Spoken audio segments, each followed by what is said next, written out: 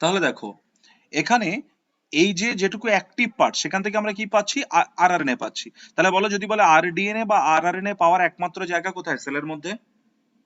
Nucleolus. Nucleolus. ওকে, nucleolus হচ্ছে একমাত্র জায়গা যেখানে আমরা আরআরএনএ এবং আরডিএনএ পেতে পারি।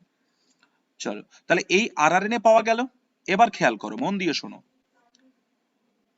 ট্রান্সলেশন কোথায় হচ্ছে? ট্রান্সলেশন প্রসেসটা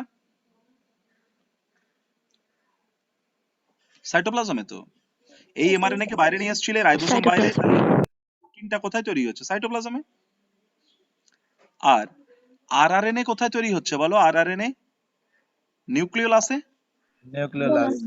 নিউক্লিওলাসে। নিউক্লিওলাস। এই প্রোটিনটার সঙ্গে যদি আরএনএ কে মিট করাতে চাই, তাহলে বলো তো এই প্রোটিনকে আবার নিউক্লিয়ার পোর দিয়ে নিউক্লিওলাস পর্যন্ত নিয়ে যেতে হবে কিনা?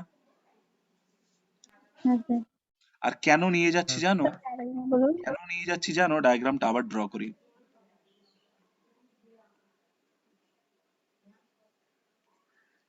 দেখো, নিয়ে যাচ্ছি, আরআরএনএ এর সঙ্গে প্রোটিন মেশালে কি তৈরি হয় জানো? রাইবোসোম, তাই না? আমরা নিউক্লিয় প্রোটিনের কথা বলেছিলাম কাকে? ক্রোমোসোম একটা নিউক্লিয় প্রোটিন, রাইবোসোম একটা নিউক্লিয় প্রোটিন, ভাইরাস একটা নিউক্লিয় প্রোটিন, তাই না? কারণ এখানে নিউক্লিক অ্যাসিড আর প্রোটিন আছে। যদি বলে mRNA plus protein equal to কি? Anybody? MRNA plus protein informosome. MRNA plus protein হচ্ছে ইনফরমোসোম। তাহলে দেখো, এই ছিল তোমার নিউক্লিয়াস, এই ছিল তোমার নিউক্লিয়াস। তার মাঝখানে বলো তো এইগুলো কি ড্র করছি? এনিবডি? এগুলো কারা? নিউক্লিওপোর। নিউক্লিওপোর। নিউক্লিয়ার পোর। আচ্ছা দেখি কে বলতে পারে, এই যে নিউক্লিয়ার পোর গুলো আছে, এই নিউক্লিয়ার পোর থেকে আমরা একটা ডিরেকশনের মুভমেন্ট আগেই দেখে ফেলেছিলাম, কি সেটা?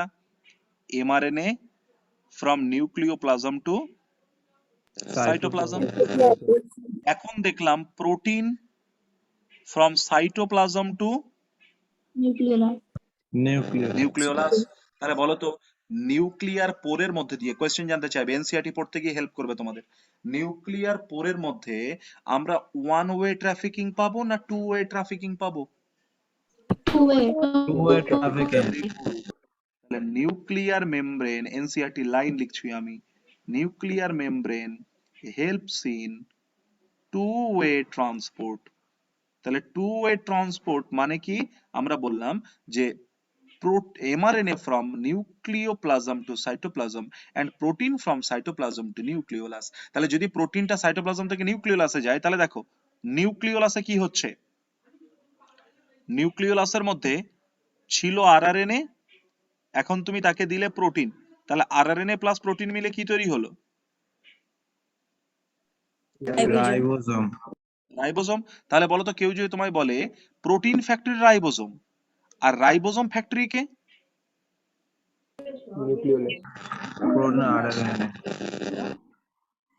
নিউক্লিওলাস। মনে থাকবে। তাহলে রাইবোসোম ফ্যাক্টরি নিউক্লিওলাস। যদি বলে রাইবোসোম জন্মায় কোথায়, বার্থ অফ রাইবোসোম কোন জায়গাতে? নিউক্লিওলাস। নিউক্লিওলাস কোন জায়গাতে? ইউক্যারিওটিক সেলে, তাই তো? তাহলে ইউক্যারিওটিক সেলে সব সময় birth of ribosome nucleolus. Nucleolus, রাইবোসোমের আতুর ঘর কোন জায়গাতে? নিউক্লিওলাস। ফ্যাক্টরি অফ রাইবোসোম কাকে বলবো? নিউক্লিওলাস। তাহলে ক্লিয়ার এভরিবডি? এই জায়গাটুকু বুঝতে পারলাম সবাই, নিউক্লিওলাসের জায়গাটুকু?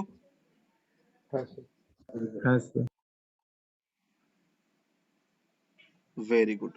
তাহলে মনে হয় আমরা নিউক্লিওলাস সম্পর্কেও একটা আইডিয়া পেয়ে গেলাম। এবার বলো, নিউক্লিওলাস যত বেশি হবে, তাহলে সে তত বেশি কি তৈরি করতে পারবে?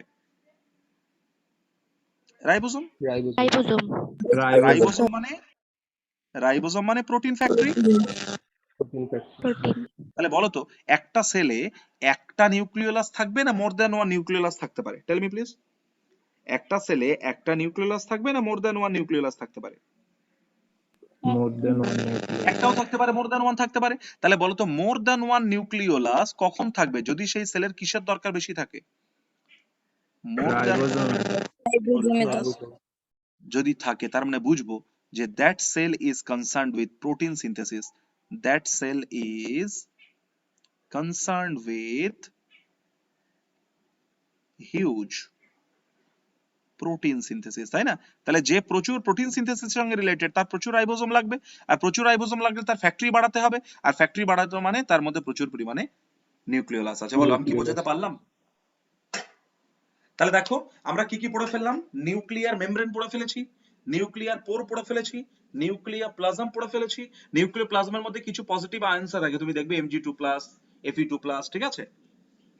নিউক্লিওলাসে আরো দেখবে যে রাইবোজোমাল অ্যাসেম্বলি নিউক্লিওলাসেই হয়।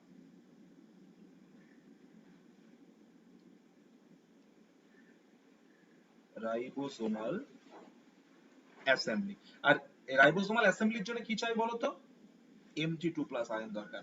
রাইবোজোমের 50s 30s মিলে এই যে 70s হলো, এটার জন্য তোমাকে অবশ্যই কি প্রোভাইড করতে হবে? ম্যাগনেসিয়াম। না দিলে কিন্তু এরা আলাদা আলাদা হিসেবে থেকে যাবে। বুঝতে পেরেছো? তাহলে বলো রাইবোজোমাল অ্যাসেম্বলির জন্য কোন আয়ন দরকার? Mg2+। সেটাকেও নিউক্লিওপ্লাজমকে রেডি রাখতে হবে কিনা বলো তো? হ্যাঁ স্যার। ওকে, তাহলে দেখো নিউক্লিয়ার প্লাজম, নিউক্লিয়ার রেটিকিউলাম বা ক্রোমাটিন ফাইবার যেটা, নিউক্লিওলাস, বলো তো পুরো নিউক্লিয়াসের স্ট্রাকচার আমরা পড়লাম কিনা? Tell me please. হ্যাঁ স্যার। দেখো আমি এনসিইআরটি একটুখানি দেখিয়ে দিই কোন জায়গাটুকু পড়লাম।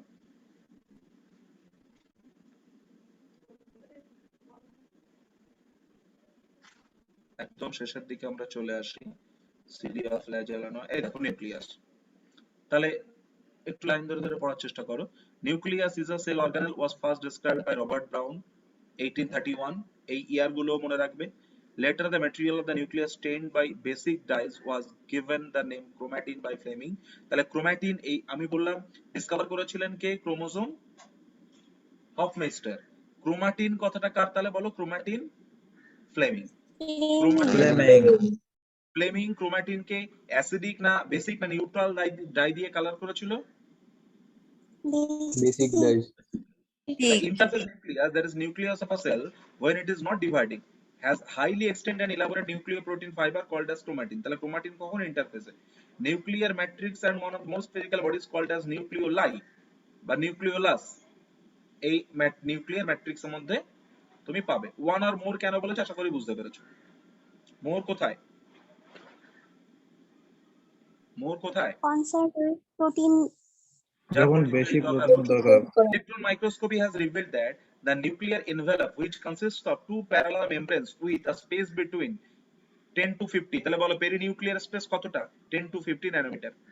forms a 10 to the 15। material's presence inside the nucleus and that of the cytoplasm। তাহলে এই পেরিনিউক্লিয়ার স্পেস যেটা, এটার বাইরে আছে সাইটোপ্লাজম আর এর ভেতরের দিকে আছে নিউক্লিওপ্লাজম।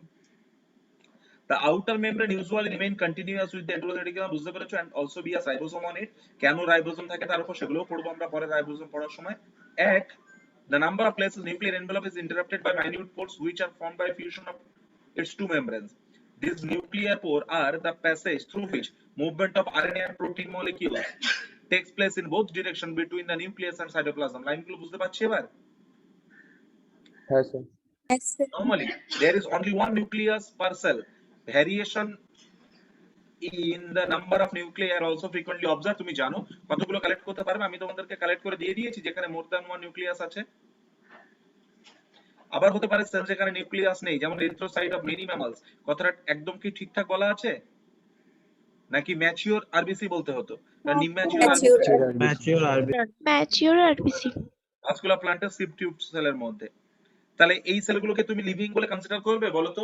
এরিথ্রোসাইট, সিপ টিউব যাদের মধ্যে আমরা দেখছি যে নিউক্লিয়াস নেই, তারা লিভিং না নন লিভিং? ঝটপট বলো। লিভিং। Non. লিভিং।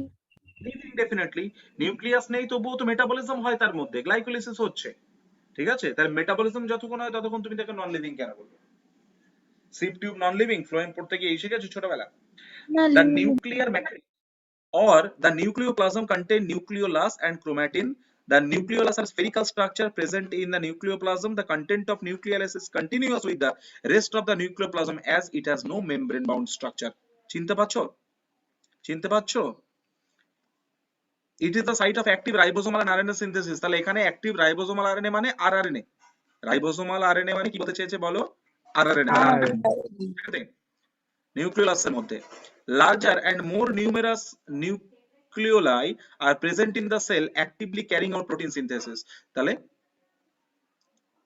বুঝতে পারছো যে নিউমেরাস নিউক্লিওলাই কোন জায়গাতে থাকবে, যেখানে প্রোটিন সিনথেসিসের জন্য তারা রিলেটেড। তারপর দেখো এখান থেকে কাইনেটিক করে ছবি দেখতে পাচ্ছ, পরীক্ষায় এই কোশ্চেনটা এসছে, ছবি দিয়ে এটাকে পয়েন্ট করে দিয়েছে এ মানে কি সেটা এসছে এক্সামে।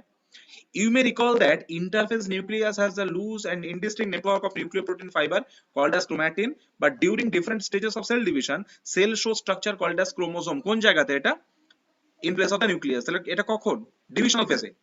ডিভিশনাল ফেজে আমরা প্রপার নিউক্লিয়াস পাবো নাকি তখন ম্যাক্সিমাম জিনিস সব উড়ে গেছে?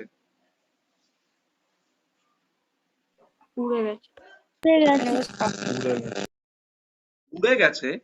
এবার কিরম শব্দ? কার কাছ থেকে শিখেছো? আমার কাছ থেকে? ওকে।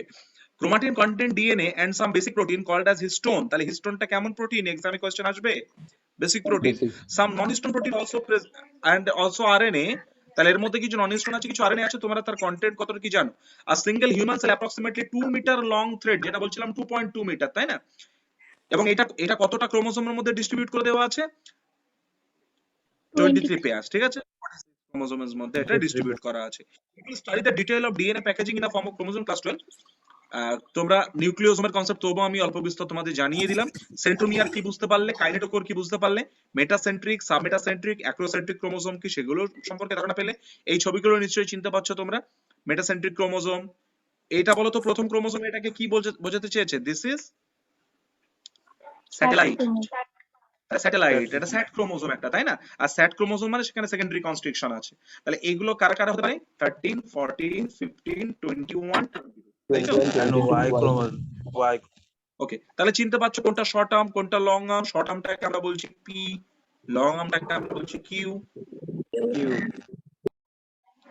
ওকে, স্যাটেলাইটের কথা একটু বলা আছে এখানে। তাহলে বলো, বুঝতে পারলে? বলো, পুরোপুরি কনসেপ্ট ক্লিয়ার হলো? এই দুটো জায়গাতে যে দুটো পড়লাম, নিউক্লিয়াস। হ্যাঁ স্যার। Yes, sir. ওকে, তাহলে আজকে আমরা এখানেই শেষ করলাম।